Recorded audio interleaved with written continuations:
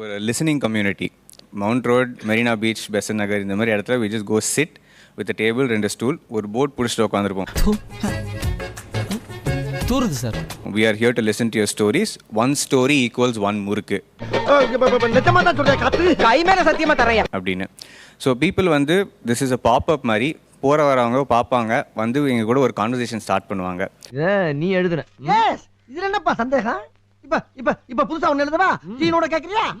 நாங்கள் ஒரு ஜட்மெண்டலாவோ இல்லை ஒரு ஒப்பீனியேட்டடாவோ இருக்க மாட்டோம். It's an open conversational space where யார் வேணாலும் அவங்களுக்கு என்ன தோணுதோ வந்து பேசலாம். அப்படியா? தேங்க்யூடா, தேங்க்யூ. சைக்காலஜிஸ்ட் நானுங்க சார். இந்த மாதிரி அவங்க கண்டிப்பாக நீங்கள் இதை பண்ணுறது வந்து தப்புங்க சார். அப்புறம் என்னாச்சு?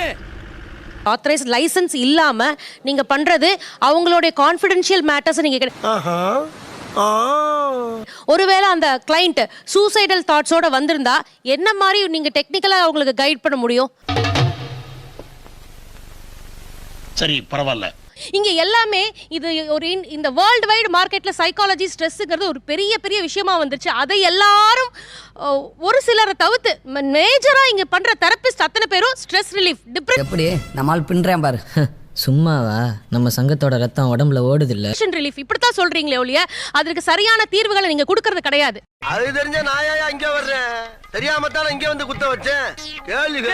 எங்க சைட்லேருந்து நாங்கள் வந்து பேச தான் சார் முடியும். அதாவது அவங்களோட தாட்ஸை கண்ட்ரோல் பண்ணவும் முடியாது. பேசினாலே ப்ரொஃபஷன் பாஸ், அதுக்கு லைசன்ஸ் வேணும்ல. அப்படி கேளுங்க. இப்ப கேட்டீங்களே நியாயமான கேள்வி.